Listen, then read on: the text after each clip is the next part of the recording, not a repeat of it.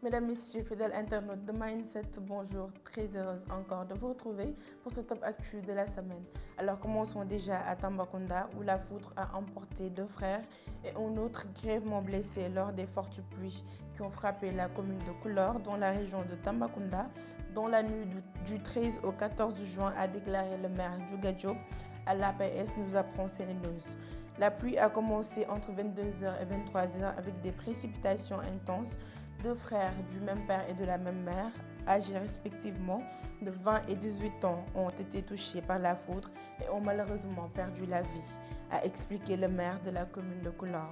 Il a ajouté qu'une troisième personne touchée par la foudre a été prise en charge par les services compétents et se rétablit alors. Selon lui, la foudre n'a causé aucun dommage matériel. Encore une triste nouvelle, la Fédération générale des travailleurs du Sénégal, FGTS, a perdu son secrétaire général. Sidia Ndiaye est décédé ce mercredi à l'hôpital principal de Dakar des suites d'une maladie. Selon Sénégo, cet ancien archiviste de la ville de Dakar a toujours répondu présent au grand rendez-vous des syndicats pour les causes des travailleurs des collectivités locales. Au Sénégal, 79 Guinéens expulsés lors des manifestations des 1er et 2 juin 2023. Les manifestations survenues au Sénégal n'ont pas seulement causé des dommages et des pertes aux Sénégalais, car des Guinéens aussi ont subi des dommages. 79 d'entre eux ont été expulsés du Sénégal, selon le site laguinée.info. Arrêtés, les autorités sénégalaises les ont expulsés lors des manifestations politiques, apprend-on de Seneweb. Le faux médecin Amadou Samba obtient une liberté provisoire. Le tribunal correctionnel de Dakar a accordé une liberté provisoire à Amadou Samba du nom de ce faux médecin qui effectuait de faux tests Covid-19 aux premières heures de la pandémie. Son procès, qui était prévu hier, jeudi 15 juin, a été finalement reporté au 6 juillet prochain. En prison depuis le 2 avril 2020, le faux docteur Samba va comparaître libre à l'audience de juillet.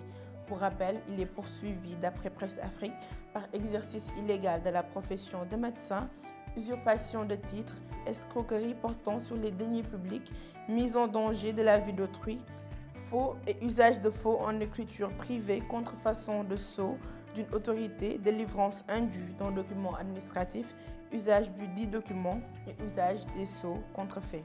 À Thiès, les élèves de la classe de terminale ont boycotté les compositions et délogé leurs camarades des collèges en plein examen de BFM Blanc. Au moment où les candidats de bac technique ont bien démarré leurs épreuves, lundi matin 12 juin 2023 à Thiès-Ville, sous haute surveillance policière, il n'y a pas eu cours dans le moyen secondaire, rapporte le Témoin. Selon la même source, les élèves de terminale du lycée El Hadji Malick Sy, après avoir boycotté les compositions, sont tout simplement allés déloger leurs camarades des collèges qui se trouvaient en plein examen de BFM Blanc. Au Sénégal, l'instabilité politique fait craindre pour la Tabaski.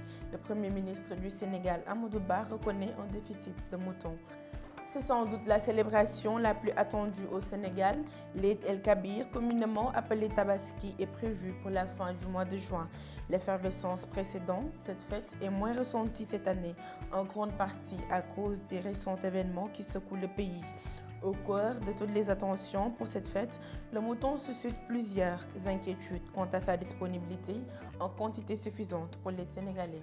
Face à cette préoccupation, Amadou Ba se veut rassurant, soulignant la situation particulière à Dakar, nous rapporte Seneweb.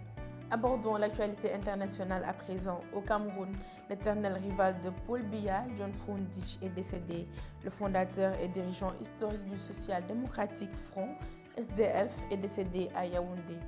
C'est avec tristesse que nous annonçons le passage à la gloire éternelle du président national du social-démocratique Front, Lee John Frondi, le 12 juin à 23h30 à Yaoundé, des suites d'une longue maladie, a annoncé Joshua Ochi, premier vice-président du parti, dans un communiqué publié tôt ce mardi 13 juin, nous rapporte Jeune Afrique.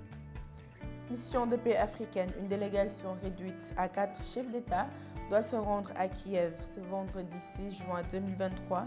La délégation diplomatique du continent africain devrait normalement arriver à Kiev pour rencontrer le président ukrainien Volodymyr Zelensky avant de se rendre le lendemain à Saint-Pétersbourg pour échanger avec le chef d'État russe Vladimir Poutine.